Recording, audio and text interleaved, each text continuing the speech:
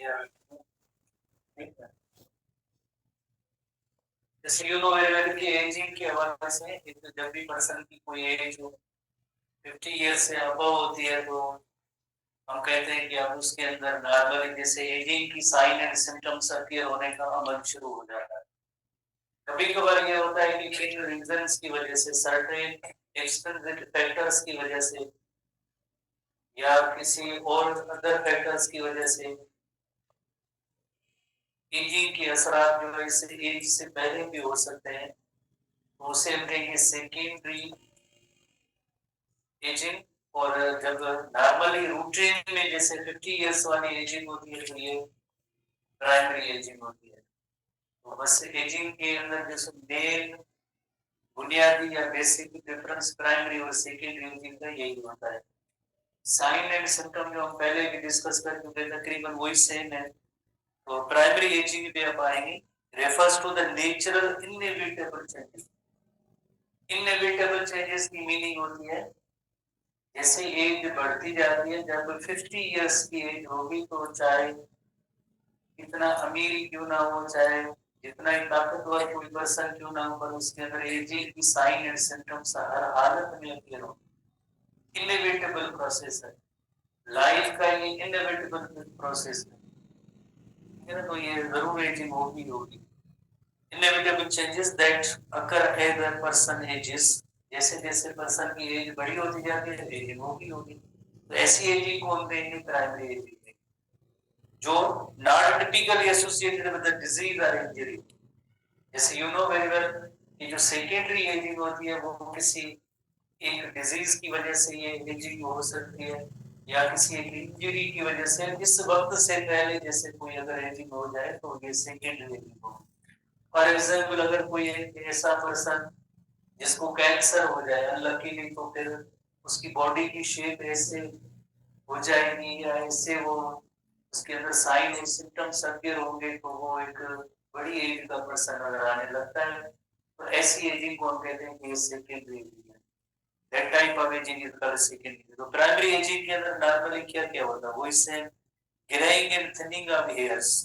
Greying and thinning यानी बाल सफेद होना, थिन होना, ये एजिंग की पहली पहली निशानी में से एक शामिल है। तो ये अमल तो होगा ही होगा प्राइमरी एजिंग के अंदर। इसी तरह से हर इंसान का ये कोई ना कोई स्किन का कलर होता है। जैसे अफ्रीकन पीपल होते हैं तो उनके अंदर डार्क कॉम्प्लेक्शन होती है, यूरोपियन जो होते हैं उनके अंदर जो फेयर स्किन कॉम्प्लेक्शन होती है। इसी तरह से जो इसी तरह से जो एक एशियन एंड जो कल्चर के लोग होते हैं उनमें मॉडरेट कोई स्किन होती है। तो ये इस तरह की जो कलर का होना जस्ट मेलानिन पिगमेंट से रिलेटेड होता है। स्किन में मेलानिन पिगमेंट अगर ज्यादा होती है तो डार्क कलर कम होती है, तो फेयर कलर होता है।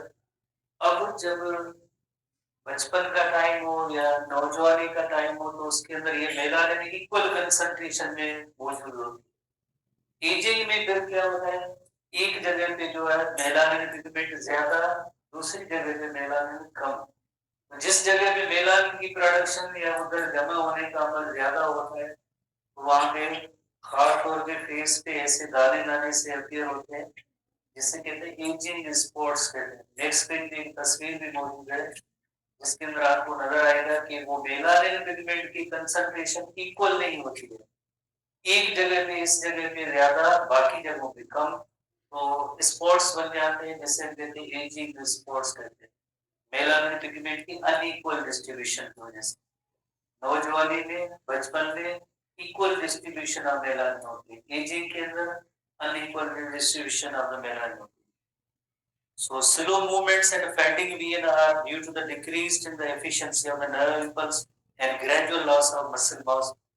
जनरल जैसे हम साइन एंड सिम्टम जो प्राइमरी एजिंग के जो पढ़ रहे हैं वो इससे लाइक नर्वस सिस्टम भी इतना जो एफिशिएंट नहीं रहेगा, सेंसरी फंक्शन भी प्रॉपर वर्क नहीं करेगी, नजर जो विजन है वो पुअर हो जाएगी, स्पेशली जो सेंट्रल विजन होती है वो ऑब्जर्व होगी जिससे खत्म होती है उसमें। impaired hearing is often due to the gradual decline in the function of the inner ear. पहले भी हम डिस्कस हमने किया है जैसे सुनने की एबिलिटी भी जैसे वो कम होती है, टेस्ट बड वगैरह, Reduced ability to adapt to stress occurs to decrease in the body's ability to produce and regulate hormones like cortisol. Endocrine system में हमने पढ़ा था कार्टिसोल हार्मोन स्ट्रेस को मैनेज करने में उसका एक इम्पोर्टेंट रोल होता है। जाहिर है जब ये हार्मोन कम प्रोड्यूस होगा एजिंग के अंदर तो बुजुर्ग लोगों के अंदर, बड़े लोगों के अंदर एज के हवाले से स्ट्रेस को मैनेज नहीं कर पाते क्योंकि उनके अंदर हार्मोन की प्रोडक्शन, कार्टिसोल हार्मोन की प्रोडक्शन कम होती है। Finally the decreased resistance to infection. Infection very common होते हैं। क्यों होते हैं कॉमन? बिकॉज उनका इम्यून सिस्टम जो होता है पुअर होता है, वीक होता है, तो तरह तरह की जो डिजीज लग सकती है। इस वजह से कहते हैं कि इम्यून सिस्टम जो पुअर या वीक होता है उसके अंदर एक मेन रीजन एक जैसे होता है थायमस, हमारे एंडोक्राइन ग्लैंड में इसकी जो डिस्क्रिप्शन तो नहीं है, चेस्ट रीजन के अंदर ग्लैंड होता है थायमस ग्लैंड, उसका नेम होता है। हार्मोन जो प्रोड्यूस करता है उसका नेम है थायमोसिन होता है और इसका काम होता है maturation of the T lymphocytes. T lymphocytes T lymphocytes जो है उनको मैच्योर करना, ये इस थायमोसिन हार्मोन का काम होता है। टी लिम्फोसाइट्स टी सेल या इस तरह से कह सकते हैं टी सेल, और दूसरे जो टी सेल होते हैं टी सेल की मैच्योरेशन जो थाइमस के हवाले से होती है। पर ये थाइमस ग्लैंड थाइमोसिन हार्मोन बहुत ही कम प्रोड्यूस करता है। And these changes are natural part of the aging process and occur in most people to variety disease. इस तरह की जितनी भी चेंजेस हमने पढ़ी थी ये सब जो है प्राइमरी एजिंग से रिलेटेड है, जिसमें बाल सफेद हो जाना, नजर या सुनने की एबिलिटी जो नॉर्मल से ऐसी चीजें। अब हम आते हैं जैसे सेकेंडरी एजिंग होती है, वो किसी डिजीज या इंजरी या किसी एक्सटर्नल फैक्टर की वजह से वक्त से पहले भी हो सकते हैं ऐसे इफेक्ट्स। एजिंग के इफेक्ट्स जो जाहिर होंगे तो उसे हम देंगे secondary ageing. Secondary aging refers to the body's changes result in the environmental and life factors such as disease, disuse and misuse or abuse of the drugs. कोई पर्सन अगर ड्रग्स का इस्तेमाल करेगा तो एक ऐसा स्टेज आएगा जिसके अंदर वो एकदम एजेड हो जाएगा। खासतौर पे अल्कोहल है या कोकीन वगैरह ऐसी ड्रग्स आगे जो लोग यूज करेंगे, या स्मोकिंग, इवन स्मोकिंग जो लोग ज्यादा इस्तेमाल स्मोकिंग करते हैं तो उनमें भी एजिंग की इफेक्ट्स जो वो जल्दी जाहिर हो जाते हैं। These changes can accelerate the natural aging process। अगर ये सारे जो फैक्टर एक्सटर्नल फैक्टर्स होंगे तो नेचुरल जो एजिंग, जो प्राइमरी एजिंग होती है जो 50 इयर्स में होती है उससे पहले ही एजिंग की असर जाहिर हो जाएगी। तो due to and lead to the decline in the physical and cognitive function. जाहिर है ड्रग्स वगैरह या इस तरह की चीजें इस्तेमाल करेंगे, एक्सटर्नल फैक्टर होंगे तो कॉग्निटिव एबिलिटी जो लर्निंग की है, रीजनिंग की है, इनोवेशन, क्रिएटिव एक्टिविटी, वो ऐसे लोगों में देर नहीं रहेगी। Disease can be a major factor in the secondary aging. कौन कौन सी डिजीज जैसे कैंसर अगर हो या सीवीडी कोई हो या जिस तरह से डायबिटीज हो तो फिर ऐसे लोगों के अंदर एजिंग के जल्दी असर जाहिर होते हैं। कैंसर वगैरह significant impact on the body in accelerate the aging process. Infection particularly those that are recurrent. एक ऐसे इन्फेक्शन होते हैं जो रिकरेंट की मीनिंग होती है जैसे खत्म हुआ और चंद एक दिनों या महीनों के बाद फिर से दोबारा कोई इन्फेक्शन होने, मुसलसल अगर ऐसे इन्फेक्शन होते रहे कोई बैक्टीरियल वायरल तो उस पर्सन में भी जैसे एजिंग के असरात जल्दी जाहिर होते हैं। कंट्रीब्यूट कर सके। नेक्स्ट पेज पे आएंगे। Lack of exercise can accelerate the aging process. Exercise जैसे वो शायद आजकल के दौर में किसी को टाइम ना मिले, सब जो है एक बिजी पर्सन होते हैं। पुराने दौर में जैसे लोग होते थे फिजिकल काम उनका जो ज्यादा होता तो फिर उनको इवन एक्सरसाइज की जरूरत नहीं होती। तो आजकल जो मशीन्स के दौर में हम रह रहे हैं, हर चीज जिस तरह से मशीन के जरिए तो बॉडी को जो है जैसे आपके लग्जरी ज्यादा है, एक्सरसाइज वाला टाइम जो है वो बहुत ही कम होता है। इस वजह से दिन भर ये होता है कि जैसे एजिंग के असर जाहिर होते हैं। जो लोग अपने आप को फिजिकली फिट रखते हैं या एजिंग के असर को कम करना चाहते हैं उनके अंदर सबसे बड़ा सोर्स ये होता है रेगुलर बेसिस पे वो एक्सरसाइज या इसी तरह जिस्मानी कोई कसरत वगैरह जो ऐसी करें जिससे ये होगा कि एजिंग के असर कम हो सकते हैं। सबसे इम्पोर्टेंट तरीन जो एक्सरसाइज है नंबर 2 लाइफ स्टाइल, नंबर 3 जो होता है डाइट एक फैक्टर होता है, जिसके जरिए एजिंग के असरात को मिनिमाइज तो किए जा सकते, खत्म कभी नहीं हो सकती। अगर कोई पर्सन चाहे कि मुझे एजिंग ना हो तो ऐसा हो ही नहीं सकता है, इनएविटेबल प्रोसेस होता है। बस इतना होगा कि थोड़ी लेट एजिंग होगी या एजिंग की असरात में इतने ज्यादा एकदम जाहिर नहीं। Muscle bone and joints require regular use to maintain their strength and flexibility. खास तौर पे जो स्पोर्ट्स पर्सन होते हैं वो भले 50 क्रॉस कर दें पर हमें महसूस नहीं होते हैं कि इनकी एज जो है 50 क्रॉस है, बिकॉज वो बहुत ज्यादा अपने आप को फिट रखने के लिए एक्सरसाइज वगैरह ये सब करते रहते हैं, तो फिर उनके एजिंग के असरात भी बहुत ही कम होते हैं। Without regular exercise these structure can weaken and become more prone to injury। ये तो जस्ट एक स्पोर्ट्समैन की बात हुई। फायदा में जो भी पर्सन है जैसे इनएक्टिव होता है, इवन अपने राती काम भी वो कहीं दूसरे को भी, मुझे पानी का गिलास दे, मुझे खाना दे, इधर में बैठा हूँ, मुझे बुक उठा के दे, मेरी चप्पल कहाँ लिया इधर ले पाँव में रखे। और तो जाहिर है ऐसी जो पैसिव लाइफ होगी लेकिन उसके असरात तो पड़ेगी आगे जाके। एटलीस्ट जो हर पर्सन को जैसे छोटे मोटे काम जो अपने खुद करेंगे तो ये भी एक जस्ट एक लिटिल बिट एक्सरसाइज की कैटेगरी में ही शामिल होता है। तो यकीनन एक्सरसाइज में थोड़ी सी बचत है, एजिंग तो होगी। Abuse of substances such as smoking, alcohol and drugs can also lead to the second age। एक ऐसे लोग जो ड्रग्स वगैरह को यूज नहीं करते हैं, सेम एज ग्रुप के एक ऐसे पर्सन जो ड्रग्स को यूज करते हैं, तो दोनों को एक हद तक जैसे 30 प्लस से हम कंपेयर करेंगे तो महसूस होगा कि जो लोग ड्रग्स यूज करते हैं तो उनकी बॉडी की जो अंदर ऐसी चेंजेस आती है तो यकदम जैसे हमें महसूस होगा कि अब इनके अंदर जो बहुत ज्यादा इफेक्ट आ रहे हैं। ड्रग्स यूज नहीं करते हैं वो हेल्दी होते हैं, वो यूज करते हैं वो जल्दी प्रीमेच्योर एजिंग हो जाती है। लफ्ज है प्रीमेच्योर एजिंग। प्रीमेच्योर एजिंग का मतलब है एजिंग की नॉर्मल जो एज है वो 50 इयर्स है, उससे पहले जो है एजिंग जो हो जाती है तो उससे हम कहते हैं प्रीमेच्योर एजिंग कहते हैं, वक्त से पहले, because of these drugs। It can cause damage to the skin and respiratory system and can increase the risk of heart disease, cancer and stroke।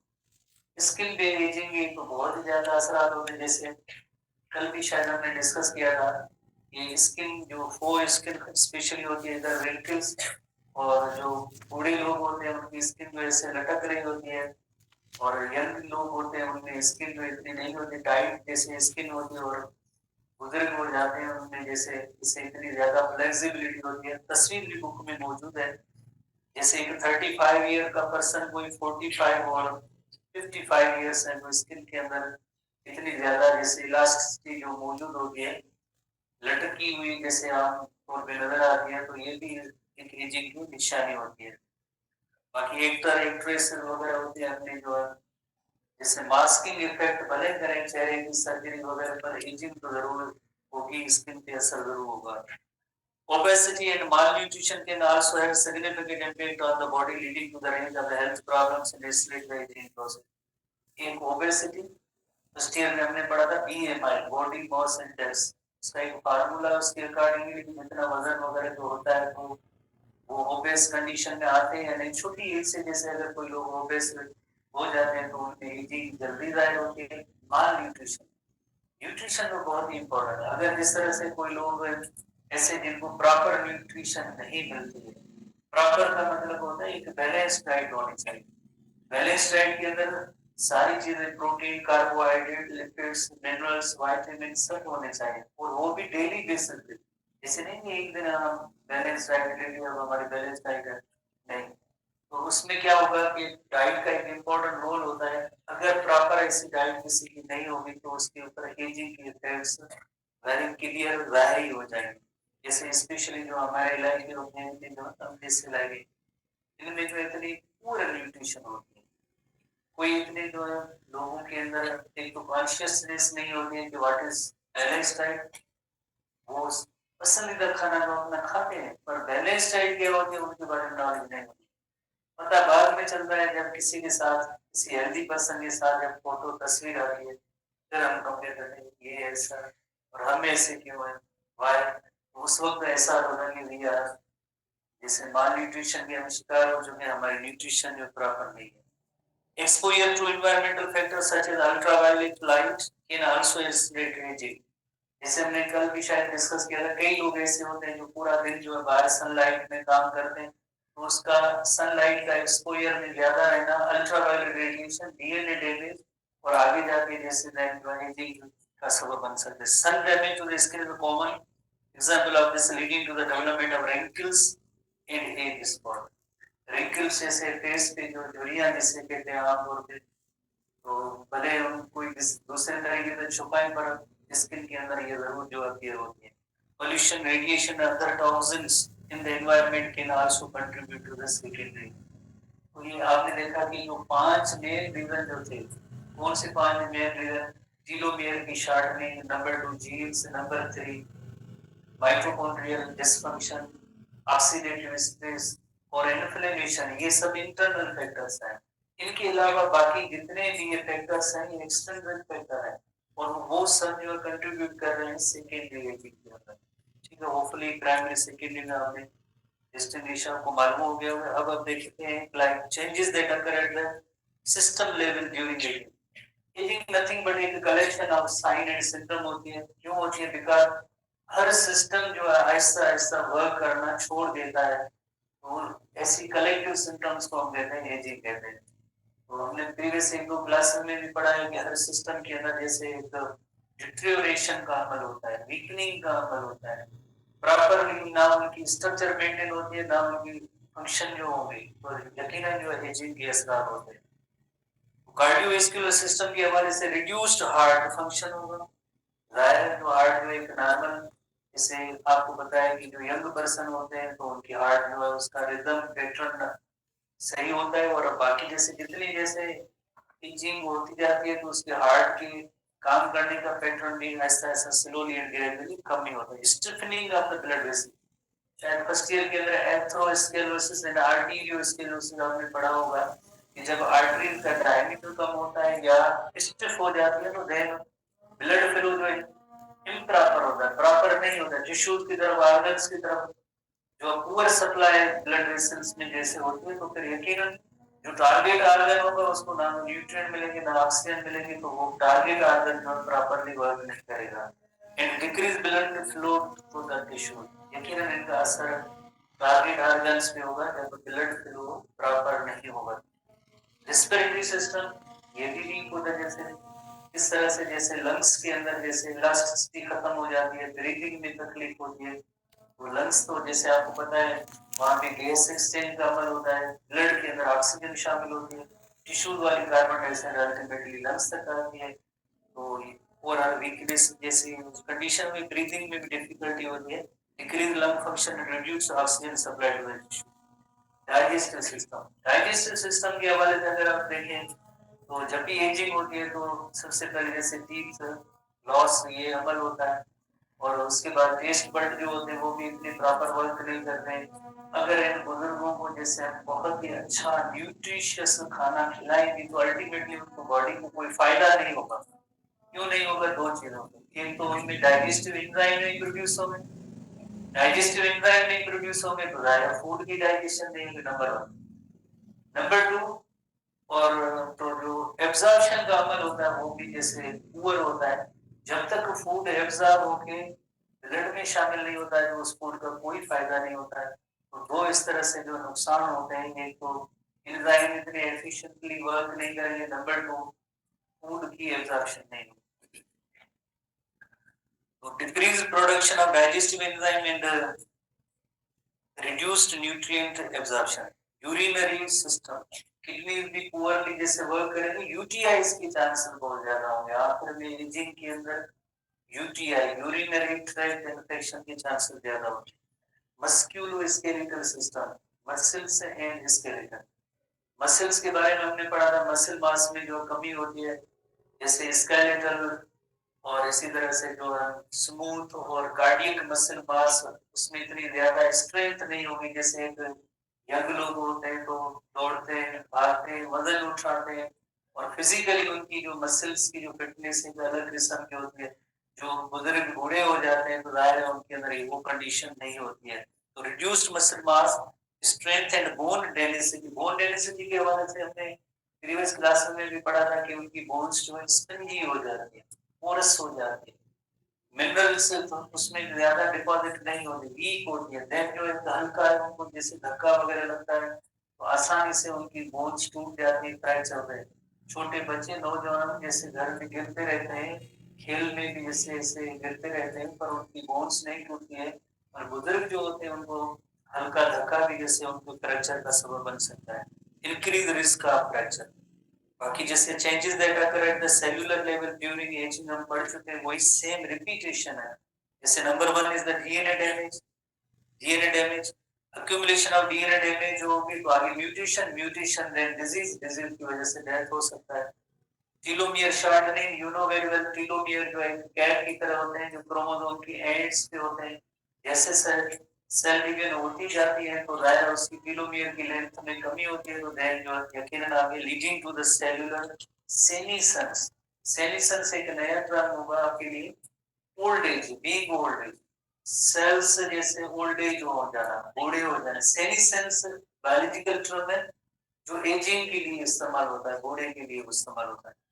Mitochondrial dysfunction कल भी हमने पढ़ा था कि जैसे माइटोकॉन्ड्रिया जो होते हैं उनका नॉर्मल काम होता है जैसे जैसे एनर्जी प्रोड्यूस करना, पर माइटोकॉन्ड्रिया अगर प्रॉपरली वर्क ना करें या उसके अंदर जो है ऐसे केमिकल्स प्रोड्यूस हो जो आगे जाके फ्री रेडिकल्स का जैसे सबब बन जाए और डीएनए को डैमेज कर सकते हैं। चल देख हमने एग्जांपल भी दिए थे कौन कौन से ऐसे फ्री रेडिकल्स वगैरह होते हैं। So mitochondria, the energy production organelle in the cells become less efficient and generate more harmful byproducts as they age. कौन से harmful products? जैसे हाइड्रोजन पेरोक्साइड है और इसी तरह से और कौन से एक कलेक्टिव एक नेम होता है जैसे आपको पता है रिएक्टिव ऑक्सीडेंट स्पीशीज और इस oxidative stress accumulation of oxygen reactive oxygen species can damage cellular components and contribute to the aging related disease. आखिर में इन्फ्लेमेशन है, क्रॉनिक इन्फ्लेमेशन। जैसे एक अक्यूट इन्फ्लेमेशन होती है वो तो जरूरी है बिकॉज जब भी कोई इंजरी हुई है, पैथोजन एंटर हुआ है तो इन्फ्लेमेशन का अमल जो है एक नेचुरल सी बात है और ये होनी भी चाहिए, पर बिला वजह गैर जरूरी किसी रीजन के बगैर जैसे अगर इन्फ्लेमेशन होगी तो यकीनन सेल्स के फंक्शन को मुतासर करेंगे, टिश्यूज के फंक्शन को मुतासर करेंगे। बुजुर्ग जो होते हैं उनमें अक्सर जो है इन्फ्लेम्ड कंडीशन ज्यादा होती है, स्वेलिंग सी उनके डिफरेंट ऑर्गन्स में जो भी जैसे एजिंग को कंट्रीब्यूट करते हैं। Here is the list of age related disease plan हम पढ़ चुके हैं, और उसके बाद जैसे आज हम थोड़ा सा इजी चैप्टर स्टार्ट करेंगे बिकॉज स्टूडेंट जो है प्रोग्राम की मैनेजमेंट में बिजी है, कहते हैं कि टाइम कम है तो छोटा सा एक इजी सा टॉपिक है उसको स्टार्ट करके फिर ये मेन टॉपिक या मेन रीडिंग जाएंगे। तो 319 पेज पे आएंगे।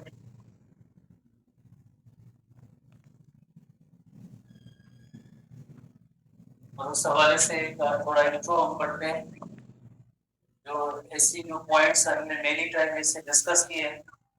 The ultimate source of energy is the sunlight, the ultimate source of energy sunlight. Green plants इसको जो है एब्जॉर्ब करते हैं, फोटोसिंथेसिस की मदद से अपना फूड मैन्युफैक्चर करते हैं, और फोटोसिंथेसिस के हवाले से अगर देखा जाए तो कार्बन डाइऑक्साइड को ये स्टोमेटा के जरिए एब्जॉर्ब करते हैं और ऑक्सीजन जैसे एनवायरनमेंट में रिलीज करते हैं।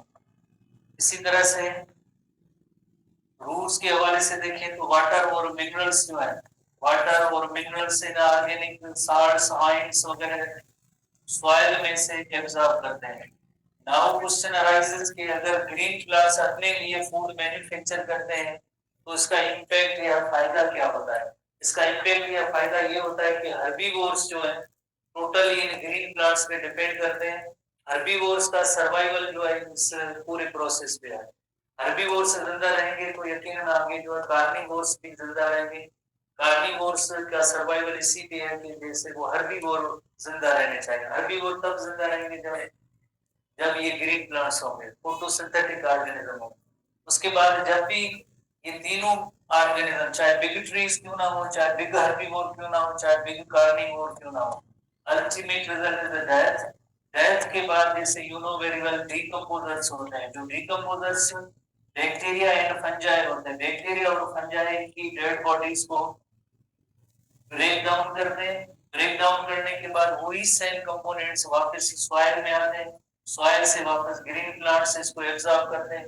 इसे हम कहते हैं एनर्जी फ्लो इन इकोसिस्टम कहते हैं। Energy flow in ecosystem, energy flow in ecosystem. Ecosystem के अंदर एनर्जी फ्लो का एक निजाम है जिसके अंदर ये सारे कंपोनेंट्स इनका होना जरूरी है। अगर कोई भी कंपोनेंट इनमें से मिस होगा तो मटेरियल्स की रिसाइकलिंग का भी अमल नहीं हो पाएगा। रिसाइकलिंग का मटेरियल, रिसाइकलिंग का मटेरियल भी इन्हीं ऑर्गेनिज्म से रिलेटेड है जिसमें एनर्जी फ्लो भी हो रही है, ट्रांसफर ऑफ एनर्जी भी हो रही है।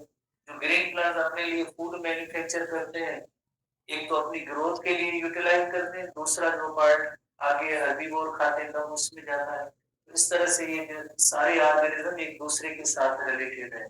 ये सारे जो लाइक कंपोनेंट है वो नेचुरल रिसोर्सेज पे डिपेंड करते हैं, नेचुरल रिजर्वायर्स पे डिपेंड करते हैं।